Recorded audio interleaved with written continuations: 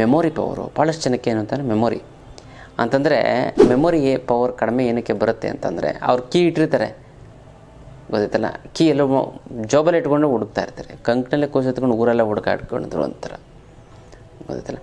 ಯಾವುದೋ ಒಂದು ಎಕ್ಸಾಂಪಲ್, ಮೊಬೈಲನ್ನು ಕಾರು ಅಥವಾ ಸ್ಕೂಟ್ರು ಡಿಕ್ಕಿಲಿ ಹಾಕಿ ಮರ್ತ್ಬಿಟ್ಟಿರ್ತಾರೆ, ಎಲ್ಲ ಹುಡುಕಾಡ್ತಾರೆ, ಇವು ಮೊಬೈಲ್ ಬಿಟ್ಬಿಟ್ಟೆ ರಿಂಗ್ ಆಯ್ತಾ ಇರುತ್ತೆ, ಅದೆಲ್ಲಿರುತ್ತೆ, ಸ್ಕೂಟಲ್ಲಿರುತ್ತೆ, ಅದು ಕಾರಲ್ಲಿರುತ್ತೆ, this is a memory power.